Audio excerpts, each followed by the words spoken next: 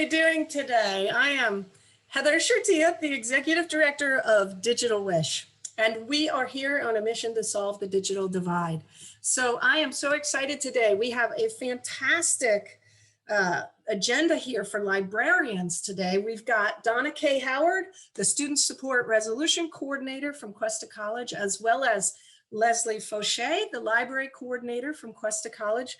The two of them together did a student needs assessment, and then they set up a student hotspot lending library. And so we're gonna start out with Donna, who did that student assessment to figure out what the need was for hotspots in the college. And then we'll move on to Leslie, and she'll talk about setting up a lending library and how you do that. So Donna, I'm gonna throw it to you.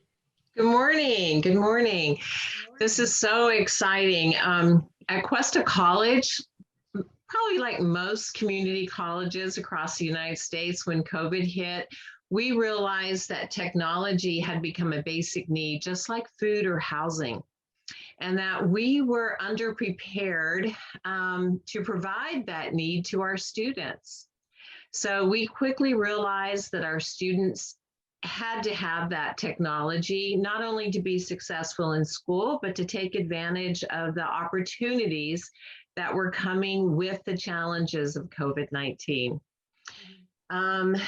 So we did some research, and we learned that up to 70% of schools nationwide did not have high-speed internet connection. So we were not unusual at all in this situation. And so we decided that we needed to do an assessment and to learn exactly how many of our students were without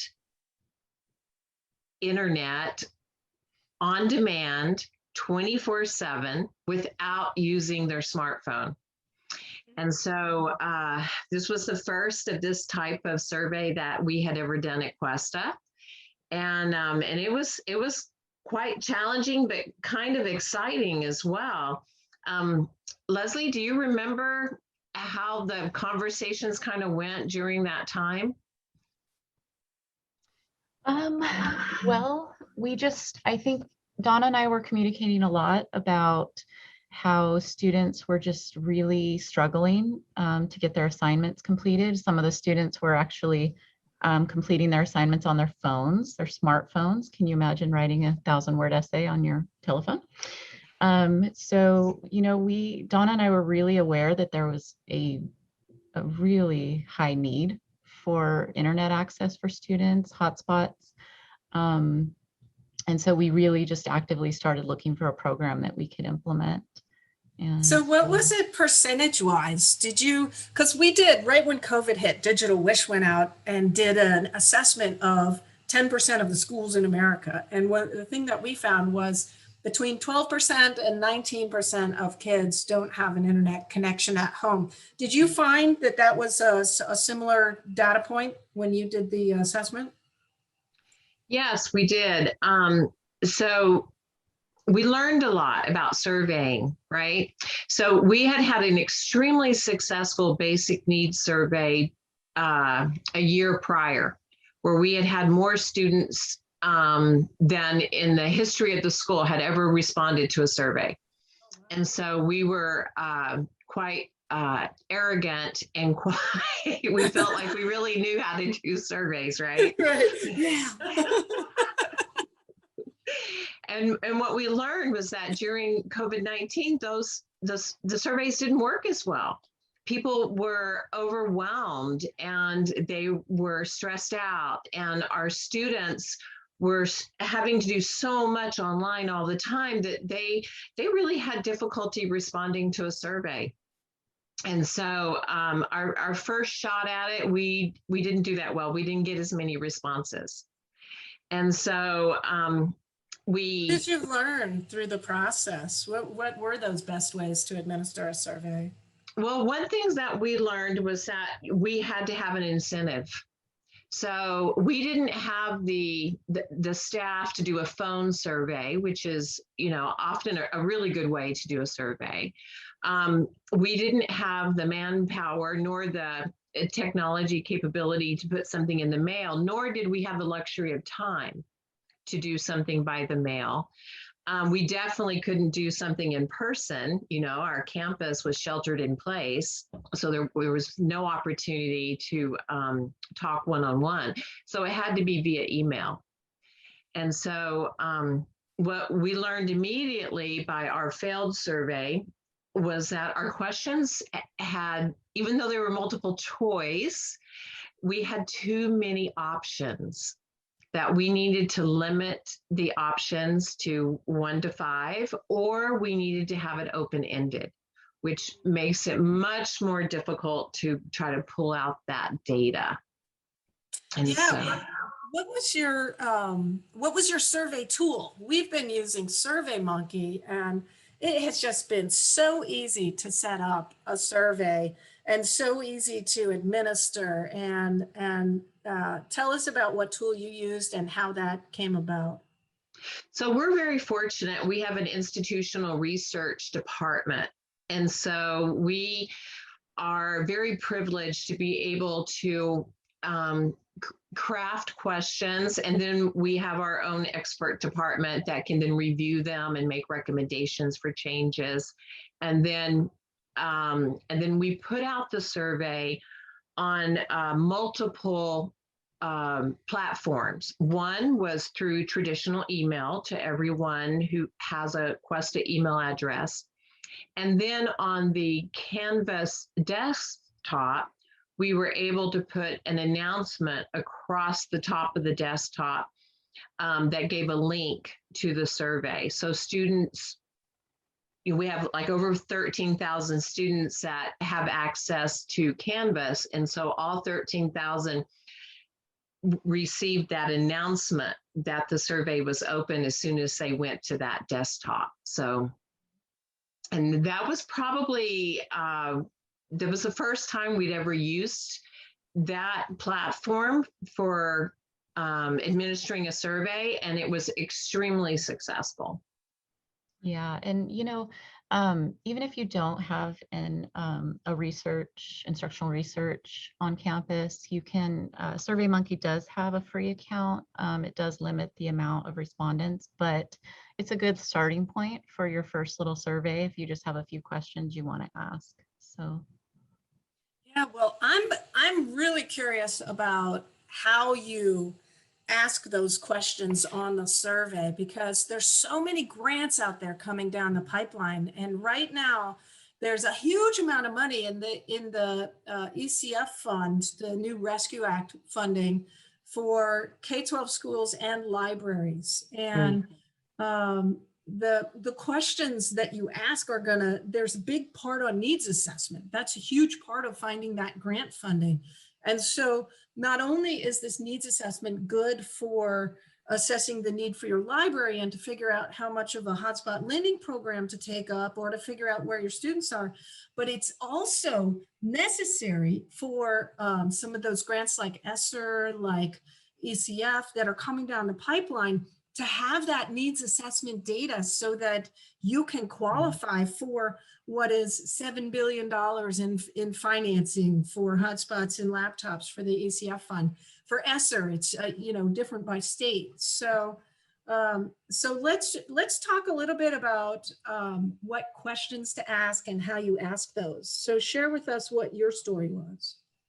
So our story was that we worked backwards. So we started with what we wanted to know and then crafted the questions from that perspective.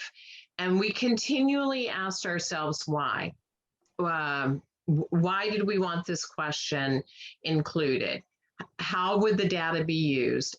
Who will use the data?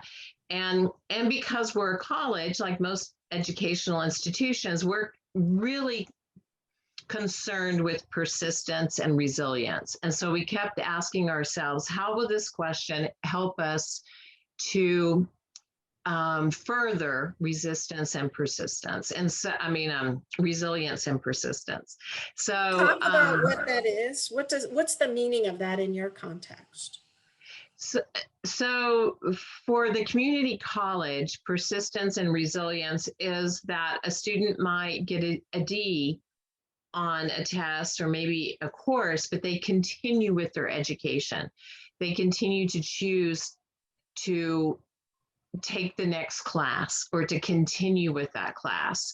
And during this time, during COVID-19, the challenges were even greater, right? Because some of our students, typically you have some general demographics in community colleges. You have the 19-year-old or the 18-year-old right out of high school, right? That still can lean on mom and dad for economic support. And then you have those students who are completely self-sufficient. So during COVID-19, what we learned was that our students may have traditionally worked 15 to 20 hours, but now they were working 40 or 50 hours because of the industry they were in. And so, or perhaps mom and dad had lost their job, and so now they were working for the first time. Or maybe the entire home was without employment, or smaller brothers and sisters were relying upon the college student to help them with their education while mom and dad worked.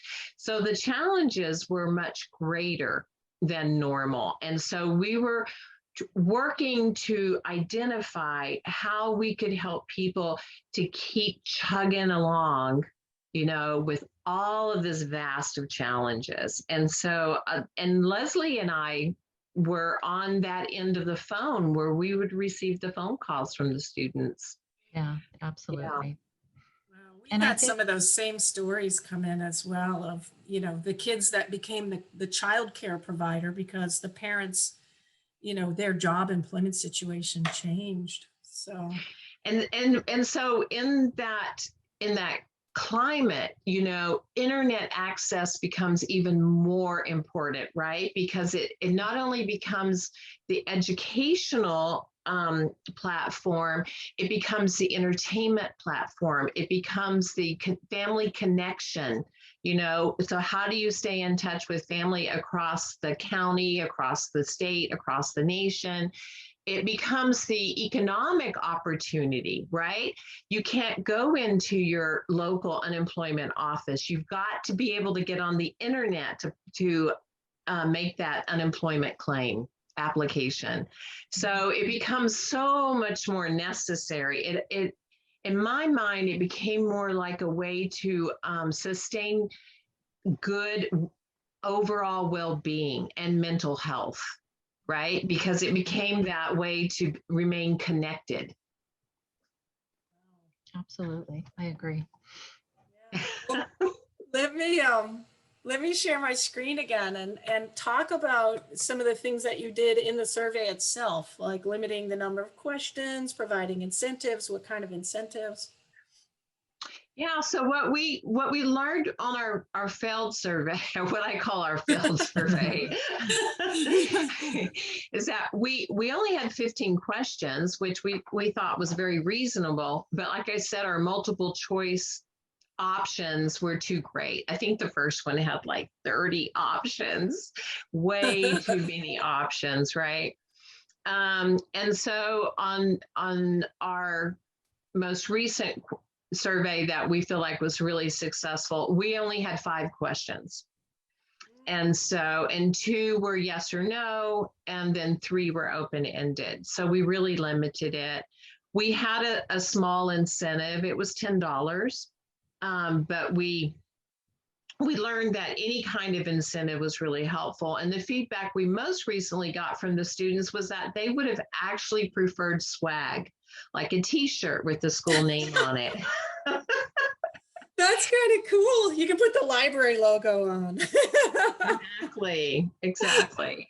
Yeah. I mean, who would have guessed, right? That they would have preferred a coffee mug or a t-shirt. So, yeah. And then analyzing the data, this is so important. I mean, like I said, we're very fortunate. We didn't have to ask any demographic information because our institutional research department was able to pull all of that out for us. So they were able to tell us, how old the participant was, what their background was, where they lived, how many children they had, all that kind of stuff they were able to pull out for us. And because we needed to look not only for who answered the survey, but who did not answer the survey, right? Oh, interesting. Did you find trends in who did and didn't? Obviously, internet connectivity is going to be crucial to being able to even take the survey in the first place. So, Right. I mean, yeah, it's kind of it's a paradox, right? You can It only is. do it over internet, but how do you get to the people who don't have internet, right? Yeah, exactly. So exactly, yeah, we did look for who did not respond. Overwhelmingly, every demographic, whether it was by age or ethnicity or socioeconomic, it did not matter. Across the board, everyone had internet connection as their number one priority. Oh, interesting. Interesting. Well, you can't do anything without internet coming first. That's one of the things that came out in our early survey was we had a story section where we let people just tell any story that they wanted to. And so one school told us that they sent out 700 computers and they got 300 back because what they didn't realize was that it wasn't the device for so many of the students, it was the connectivity. And so the parents didn't want to have that liability of having that machine without the connectivity because the kids couldn't use them anyway. So they sent back, almost a third of the computers came back to the school that they had provided because there was no connectivity in the home. So, Interesting. yeah, interesting Well, story. we also have a Chromebook lending library that is hugely popular. We just ordered 200 more Chromebooks recently. So yeah, you need one, you need both to make it effective. So. Yeah. So after we identified the need, then, we were completely dependent on the library to figure out how to fill that need. Yeah. What kind of trends came out? Well, trends. First of all, we were making a lot of assumptions. We were assuming that since you see most, college students with a phone in their hand, right? We were making the assumption that they all had internet. And that was an assumption. It wasn't true. So that was one trend that we found. Another trend that we found was that we had no idea as to the number of students that were actually doing their homework from their smartphone. And like Leslie said, that's when we introduced the Chromebook lending library that became hugely popular. They were flying off the shelves right and left. Yep. They absolutely are, and they still are. And we anticipate them becoming more popular because we've kind of set a precedence now of having these things available to students. So, and we think they're used to that coming from elementary and high school where these items are provided for them. So it's just, we wanted to add that hotspot to it so that we really have this kit for them to be successful. So. Well, Leslie, that's a good segue. Once we have our needs assessment done, and now we know at least some sort of picture of how many students have need, we have to move to that next step, which, you being on the front line of the library is setting up the lending program for laptops, setting up the lending program for hotspots. Let's tell us some stories about what you went through in terms of setting that up and, what resources you needed and how you got started. So share a little bit of your journey through that process. So we really faced two big hurdles to get this program started. The first one was to find a provider that was reasonably priced and sustainable. So when I say sustainable, we get funding per year.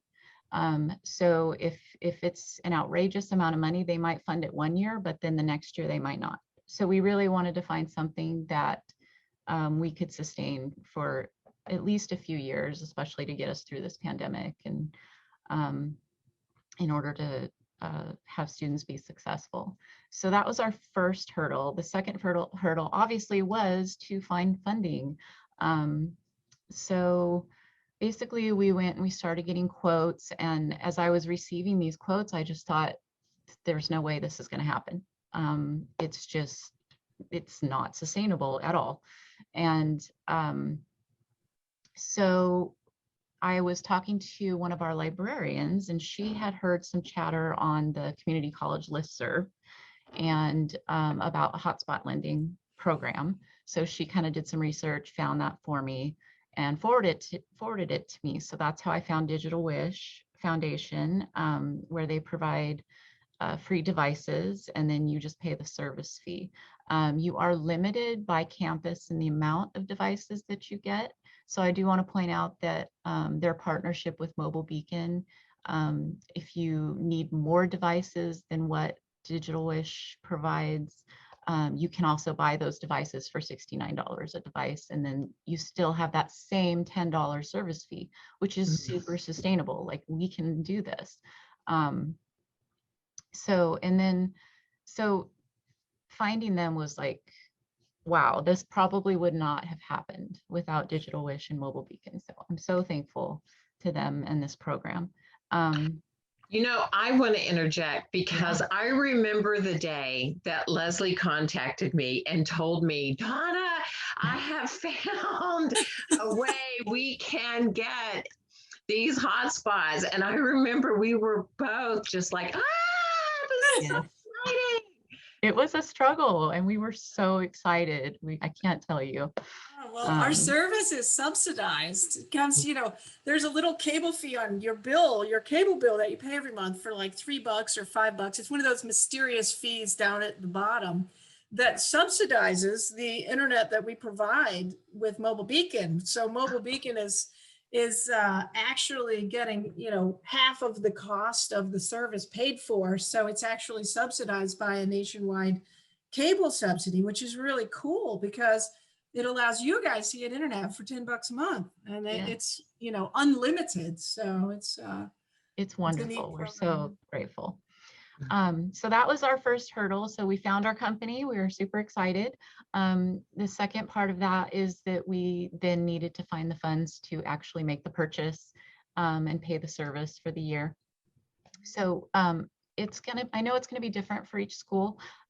We applied for funds through our foundation, and we received that they okayed it. And then it was kind of interesting in the process. This is when the pandemic had just began, and CARES funds became available within that time that our paperwork was kind of in the process. And so admin kind of flagged it and said, no, hey, this will qualify for CARES funds. So we actually did end up getting it funded through CARES. And then it was so popular. We had 63 devices for the first year. They're all checked out. So hugely popular. We had a wait list. We had students calling, emailing. And so we knew we needed more. So this year we went ahead and it was easier to get funding. I will say that, because we had that basic needs survey. So we were able to expand our program with Digital Wish, and then we ordered an additional 50 devices that were okayed by our admin, because it became very clear that this was a huge need for our students. So that was all thanks to that basic needs survey and that data that she was able to get from that. So that's interesting that the survey data played such an important role, because that's one of the things as we're doing the Solving the Digital Divide series. We're doing a lot of webinars on how to get the funding, and these pots of money that are coming down from federal sources. There's been 3 different stimulus acts. There's ESSER money, there's CARES money, there's all these different pots of money. There's the governor's gear fund. And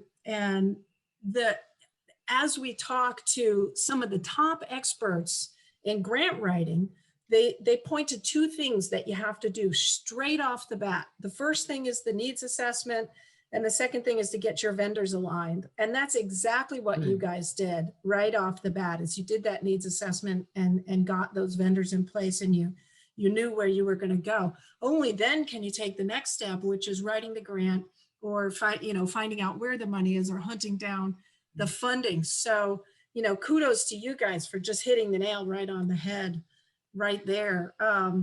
Yeah, so let's talk a little bit about the lending library. And Yeah. once you got the funding and the hotspots, what do you have to do to get that all set up? Because you guys did some really cool, innovative things in terms of getting your resources together. Yeah. So, the devices each come in their own little individual cardboard box, so we obviously knew that we didn't want to circulate them in these little boxes because they would come back destroyed and that would be a problem. So, I took the dimensions of the device and I just went hunting on Amazon. And so the first link I provided on the PowerPoint for you guys is the case. And the hotspot case is just, honestly, it's just a little plastic. I don't know if you guys can see this or not. Not really. It's just a plastic device or plastic case that you put the device in. And we didn't want it like jumbling around in there. So we just put foam board. We on the inside, I don't know if you can see it. Can you see it? Mm-hmm. Yeah, we just lined it with the foam board. So that basically You have a foam party where We everyone did. got to I had a personal foam party at my house. That's where those That took me incentives come 2 full in. days. Hamburgers included at the foam party. Yeah. But and then we wanted to label and number each device so they all have a number assigned, and we could track that on the spreadsheet. And so it was really quite simple once we had the packaging. The biggest part for us was finding those lending policies that I want to talk about next. And we actually have an agreement form that we have students sign. Because let's we bring really, up that agreement form. yeah, so we can let's take a look at it. bring up the agreement form. And this is just a sample that people can use and make work for their needs. But really, what we first needed to decide is how long are they going to be available to students. Our county libraries offer hotspots for a week. Well, that's not going to help our students at all. So we decided we really just needed to make them available for an entire semester. Was that critical to your success, doing it semester by semester? Because I feel like if a student was to lose their hotspot in the center of the school, any sort of school term, that they would be devastated. I mean, that sounds like such a great decision to put into play universally for any we made that decision for several reasons. We actually switched all our Chromebooks as well to a semester loan policy. And one of the reasons for that is we during the pandemic, we didn't want students to be coming to campus to have to return or exchange items. So and we just didn't see the effectiveness of having them have it for a month and then have to bring it back and return it for a week and then check it out again. So that would change your needs assessment, I would imagine. If you're looking forward and you're saying we have to go by semester, that would change how you assess the need, because you're not getting those back. You're not cycling, you're not rotating. So that would change your upfront needs assessment, how many number counts you need. Yeah, it absolutely did. And unfortunately, once they were all checked out, we really had to turn students away for that first year because we just didn't have enough. And, if they had been rotating, we might have been able to provide some for students, but it's just the decision we had to make at the time. And I think that it was a good decision that we will probably continue. So it was effective for them having it for the full duration of their classes. Talk a little bit more about what's on that agreement. What other questions are on there, and what did you feel like you needed to cover? Let me bring up my form real quick, just so I can look at it. So we allow students to check out like 2 electronic devices at a time. They can have a Chromebook and a hotspot, or a laptop and a hotspot. It's very simple for them to get. They just have to fill out this form and show us their student ID, copy of their class schedule, or a government issued ID. So it's very simple.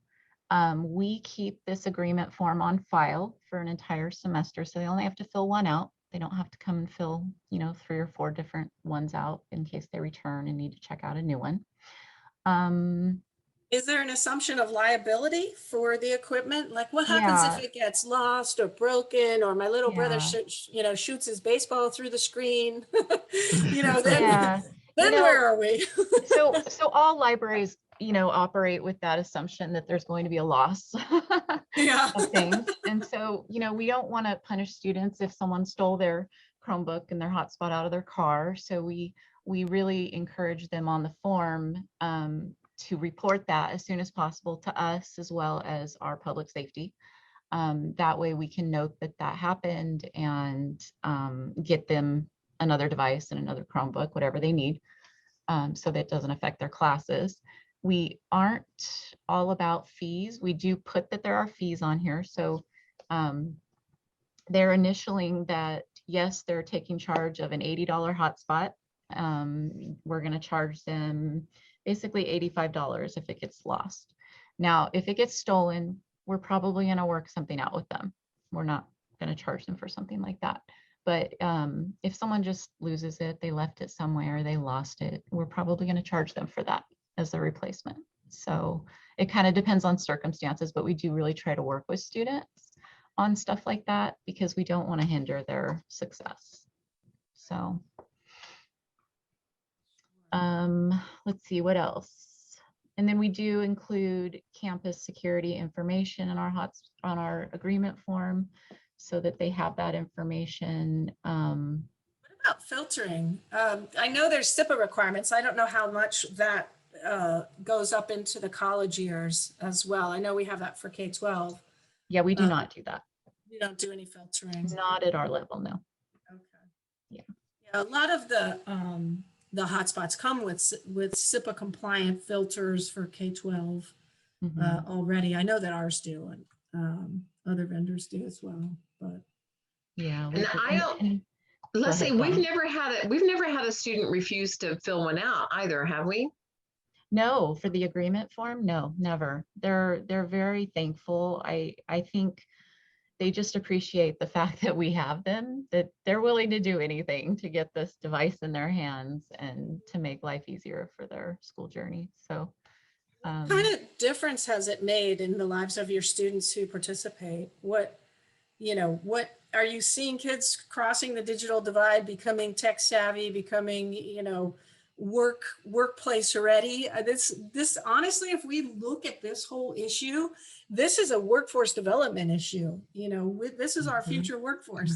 You have to get ready to enter viable employment, become a productive member of society, all of those things. That's what education is about ultimately. What sort of impact are you seeing on the students and the families? Donna, you had a student that commented, didn't you, about? Yes. Yes. So we, what we're seeing is, there was a particular student that I have in mind, and she found herself homeless because of COVID. And of course, when you're homeless, you can't have a traditional internet access, right?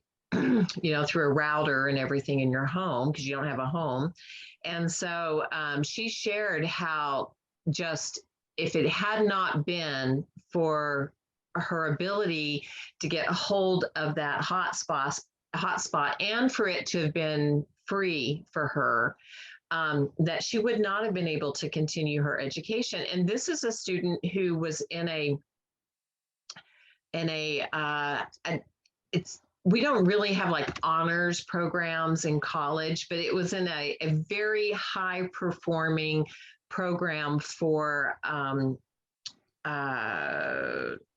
what's the word? In electronics and engineering. And so she has stated over and over again how thankful she was. And that story has been repeated in a number of different scenarios, whether it was in a home where there was multiple younger siblings, and there was just not enough bandwidth for them to be able to do their online classes, or whether it was they just did not have the internet. So, yeah. Yeah, I hear stories all the time. It's just been amazing for students. So one of our What's best your, programs. that's great. What's your expansion plan as you look ahead? Do you see funding available to get the need completely covered so that you're at 100% capacity? What would it take to get you there? All, those sort of capacity questions looking ahead, where do you see yourselves going? Again, I refer back to that basic needs survey. I think it did wonders in just bringing awareness to people who are in these decision-making positions that don't actually have that face-to-face interaction with students, and they Right. don't see firsthand what students need. So again, that basic needs survey showed them just, there it is, there's the data, here's your numbers. This is how many students need internet right now and don't have it, and they can't do their classes without it. So that was huge for us. And so I feel like that's going to make a big difference in our funding in the future.